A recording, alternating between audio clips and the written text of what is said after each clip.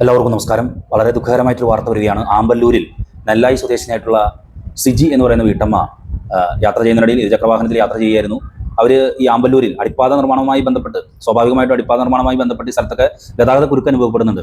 നമുക്കറിയാം, ഈ സൈഡിലൂടെയുള്ള സർവീസ് റോഡിലൂടെ വലിയ വാഹനങ്ങൾ പോകുമ്പോൾ അവിടെ ബ്ലോക്ക് ഉണ്ടാകുമ്പോൾ സാധാരണ ഈ ടൂ വീലേഴ്സ് ഈ സ്ലാബിൻ്റെ തൊട്ടടുത്തുള്ള കാനയുടെ മുകളിലിട്ടിരുന്ന സ്ലാബിലൂടെ വണ്ടി കയറ്റി പോകും. അങ്ങനെ വണ്ടി കയറ്റി പോകുന്ന സമയത്താണ് ഈ ഇരുചക്രവാഹനം നേരെ ഈ ബസ്സിൻ്റെ അടിയിലേക്ക് പോവുകയും ബസ്സിൻ്റെ പിൻ ടയർ ഈ നെല്ലായി സ്വദേശിനിയായിട്ടുള്ള സിജി എന്ന് പറയുന്ന വീട്ടമ്മയുടെ തലയിലൂടെ കയറി ഇറങ്ങുകയും തൽക്ഷണത്തിൽ മരണപ്പെടുകയാണ് ഉണ്ടായത്.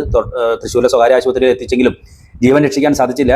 സ്വാഭാവികമായിട്ടും ഈ ഗതാഗത കുരുക്ക് അനുഭവപ്പെടുന്ന ഈ ദേശീയപാതയിൽ അടിപ്പാത നിർമ്മാണവുമായി ബന്ധപ്പെട്ട സ്ഥലങ്ങളിലൊക്കെ തന്നെ ഗതാഗത കുരുക്ക് അനുഭവപ്പെടുന്നുണ്ട്.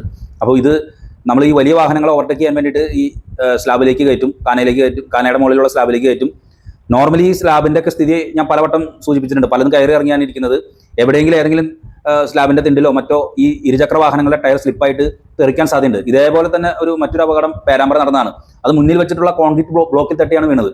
അപ്പോൾ ഈ നമുക്ക് പെട്ടെന്ന് എത്താമെന്നുള്ളൊരു കണ്ടീഷനിൽ നമ്മൾ ഉടനെ ഈ സ്ലാബിലേക്ക് വണ്ടി കയറ്റുകയും പോവുകയും ചെയ്യുന്നത് അപകടകരമാണ്. ഒന്നാമത്തെ സ്ലാബിന് ഉറപ്പില്ല. രണ്ടാമത്തെ സംഭവങ്ങൾ ഇങ്ങനെ തൊട്ടടുത്തുള്ള വലിയ വാഹനങ്ങളുടെ അടിയിലേക്ക് പോകാനായിട്ട് സാധ്യതയുണ്ട്.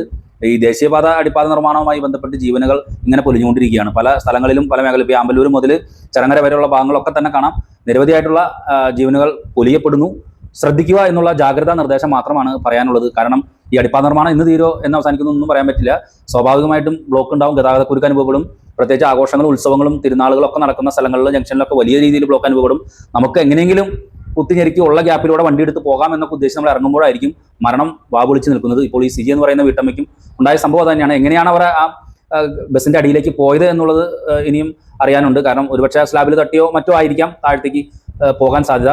പിന്നെ CCTV ദൃശ്യങ്ങൾ കിട്ടിയിട്ടുണ്ട്. അത്യന്തം ദുഃഖകരമായിട്ടുള്ള വാർത്ത. പ്രത്യേകം ശ്രദ്ധിക്കുക. ഈ സ്ലാബിലൂടെ വണ്ടി ഓടിച്ച് പോകുന്നത് അപകടകരമാണ്. അത് ഏത് തരത്തിലും നമുക്ക് സുഖകരമായിട്ട് തോന്നും, പക്ഷേ സ്ലാബ് അപകടമാണ്. അതിൻ്റെ തിണ്ട്, അതായത് നമുക്കറിയാം റോഡിനോട് സമാസമായിട്ടാണ് നിൽക്കുന്നത്. ഏത് രീതിയിൽ അപകടങ്ങൾ സംഭവിക്കാനായിട്ടുള്ള സാധ്യതകൾ ഉണ്ടെന്നുള്ള ഓർമ്മപ്പെടുത്തലാണ് ഈ അകാലത്തിൽ പൊരിഞ്ഞ ഈ വീട്ടമ്മയുടെ മരണവും നമുക്ക് നൽകുന്നത്. തീർച്ചയായിട്ടും ശ്രദ്ധിക്കുക. ആദരാഞ്ജലികൾ.